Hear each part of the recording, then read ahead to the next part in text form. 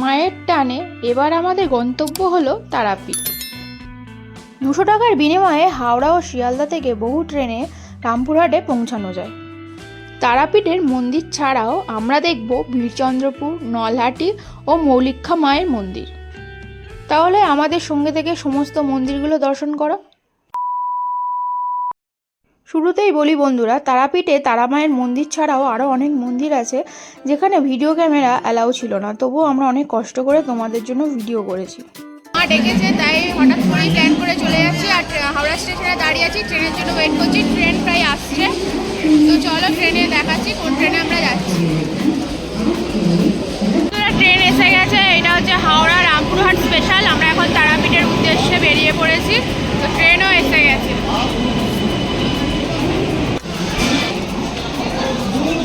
Seat পেয়ে গেছি, আর এই টিকিটটা পড়েছে আমাদের, ভাড়া পড়েছে পার হেড 200 টাকা করে, হাওড়া টু রামপুরহাট তারাপীঠের।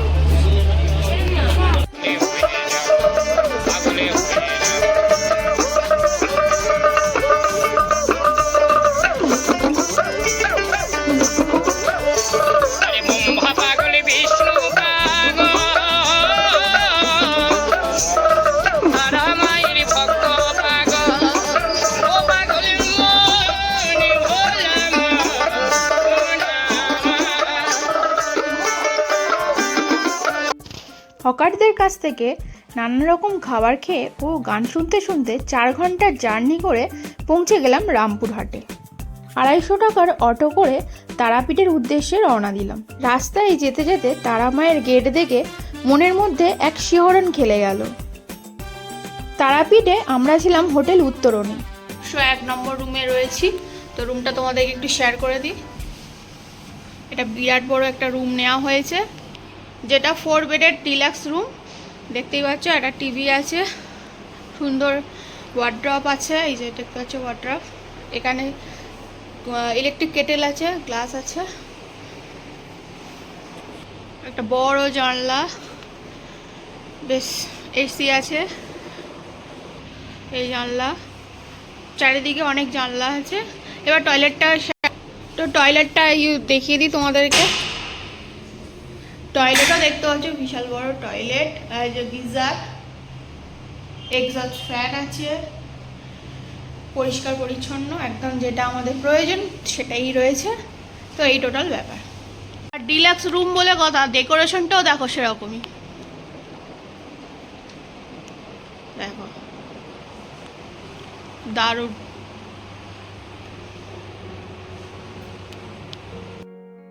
তারাপীঠ থেকে মৌলিক্ষা মায়ের মন্দিরের দূরত্ব প্রায় 17 কিলোমিটার। অটোতে ভাড়া নিয়েছিল যাওয়া আসা বাবদ 500 টাকা। তাহলে আসো মন্দিরের ভেতরে গিয়ে তোমাদের আগে বিগ্রহটা দেখাই।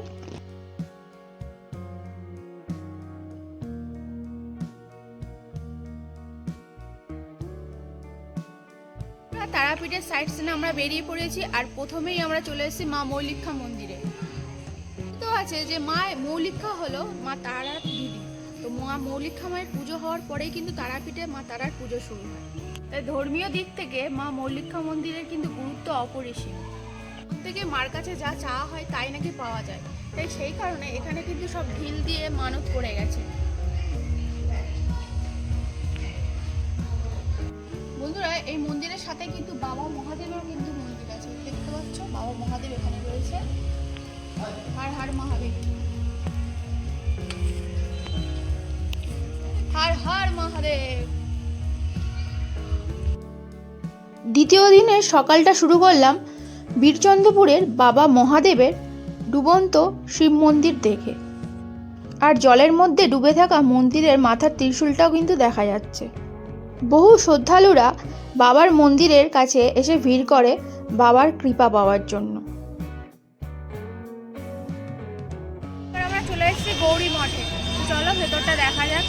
ক্যামেরা অ্যালাউ করবে কিনা জানি না, তো দেখো।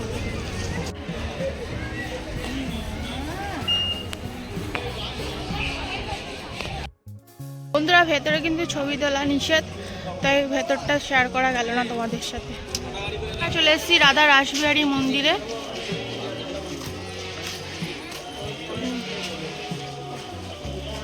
তো এখানেও ভেতরে কিন্তু ছবি তোলা নিষেধ, তো ভেতরে তোমাদের এখান থেকে বাইরে থেকে দেখিয়ে দিই।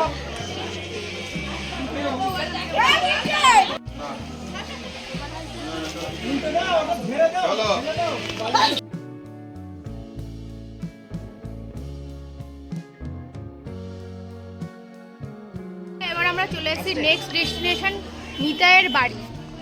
ভেতরে ক্যামেরা অ্যালাউ নেই, তাই তোমাদের দূর থেকেই দেখিয়ে দিলাম। এখানে কিন্তু মহাপ্রসাদের ব্যবস্থা আছে, চাইলে তোমরাও এখানে এসে মহাপ্রসাদ গ্রহণ করতে পারো। এবার আমরা চলে এসেছি নেক্সট সাইট সিনে, এটা হলো ইস্কনের মন্দির। তো ভেতরে ক্যামেরা অ্যালাউ নেই, বাইরে থেকেই তোমাদের দেখতে হবে। এটা দাও, নিয়ে আসো।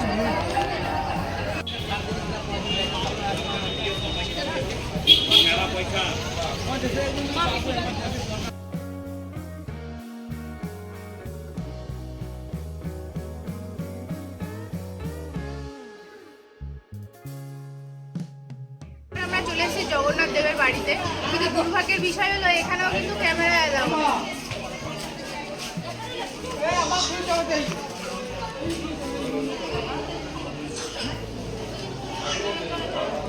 এই মূর্তি বা স্তম্ভ যেটা দেখতে পাচ্ছ, এটা কিন্তু কোষ্ঠী পাথরের তৈরি। চলো তোমাদের এবার ঘুরিয়ে আনি শ্রী শ্রী বাঁকারাই শ্রী মন্দিরে। এই যে চলো। তো বন্ধুরা, এখানেও কিন্তু ভিতরে ক্যামেরা অ্যালাউ নেই, তাই ভেতরে বিগ্রহটা তোমাদের দেখাতে পারছি না, বাইরে থেকে মন্দিরটা তোমাদের দেখিয়ে নিলাম।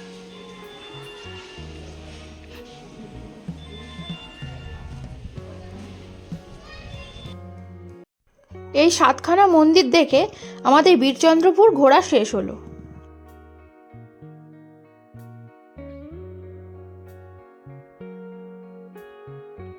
এবারেই হলো আসল কাজ। এবারে আমরা মাকে ভক্তি ভরে পুজো দেব। বর্তমান নিয়ম অনুযায়ী লাইন এখন 2 রকমের, একটা 500 টাকার লাইন আর একটা ফ্রি লাইন। ভিআইপি লাইনে অতি সহজে এবং কম সময়ে তোমরা কিন্তু সহজেই পুজো দিয়ে দিতে পারবে। প্রথমেই আমরা পুজোর ডালা ও সামগ্রী কেনার জন্য দোকানের দিকে এগোলাম। আর ফ্রি লাইনটা দেখতে পাচ্ছ বন্ধুরা কতটা ভিড় আছে, বিভৎস ভিড়। ইনি হলেন আমাদের ব্রাহ্মণ।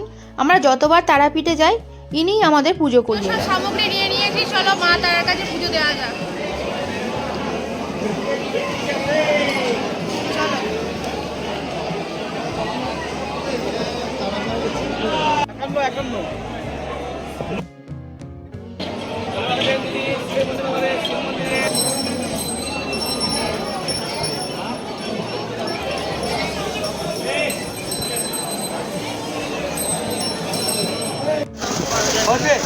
সর্বা প্রথন্তি পূর্বক সর্ব মনোভীষ্ট সিদ্ধ কামনা সপরিবার মঙ্গল কামনাতে উগ্র তারামাতা দেবতা ওই শ্রী চরণে পূজাম্মাহ করিছে। সন্ধেবেলায় বামদেবের বাড়িতে গিয়ে বামদেবের আরাধ্যা দেবীকে পুজো দিলাম।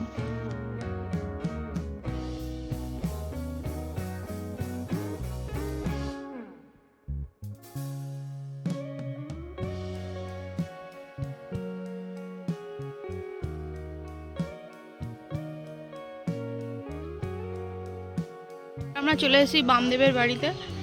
এখানে আবার ফটো তোলা নিষেধ আছে, দেখি কতটা দূর যেতে পারি। এখানেই আমাদের দ্বিতীয় দিনের জার্নি শেষ হলো। তৃতীয় দিনে আমাদের গন্তব্য হবে নলহাটির নলেটেশ্বরীর মন্দির। নলহাটি যাওয়ার জন্য আমরা যে অটো রিজার্ভ করেছি তার ভাড়া নেবে বলেছে 500 টাকা। তো ফাইনালি আমরা চলে এসেছি নলাটেশ্বরী মন্দিরে। কথিত আছে নাকি এখানে মায়ের কণ্ঠনলী পড়েছিল, সেই কারণে এই মন্দিরটার নাম নলাটেশ্বরী মন্দির।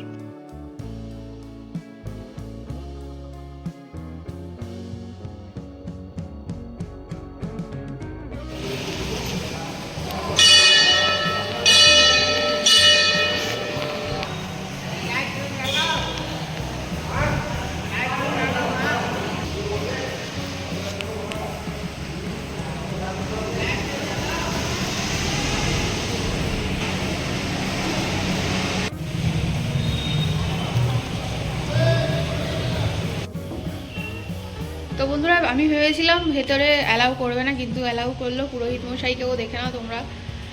ও মার রূপ কি অপরূপ রূপ মার। বন্ধুরা আর একবার ভালো করে দেখিয়ে দিই তোমাদেরকে। দেখো সতীপীঠ, 51 ফিটের 1 ফিট, মা নলাটি। দেখো মন শান্তি হয়ে যাবে।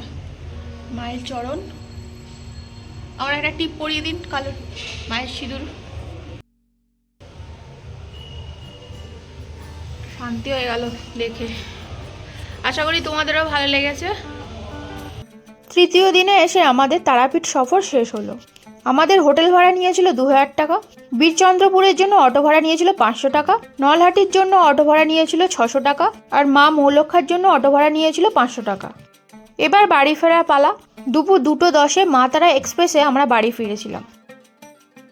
ট্রেন সফরের ক্ষেত্রে যেমন ট্রেনটা ভালো পরিষ্কার পরিচ্ছন্ন হওয়াটা যেমন মেয়েদের ক্ষেত্রে পছন্দের জিনিস, তেমনই সফরটা সফর সাথী যেটা ট্রেনের, সেটা কিন্তু মনের মতো হলে খুব ভালো লাগে। ঠিক তেমনই তোমাদের সাথে একটু পরিচয় করে দিই দুটো দাদার সাথে, তো তোমরা একটু দেখে নাও। প্রীতম দাদা। দাদা আপনার নাম কি? গৌতম দাদা। তো আলাপ হয়ে খুব ভালো লাগলো। এত ভদ্র মানুষ আমি সত্যি খুব কম পরিচিত পেয়েছি। কলকাতায় থাকেন এনারা, তো এই জন্য ভিডিওতে একটু দেখিয়েও দিলাম তোমাদেরকে। খুব ভালো এনারা।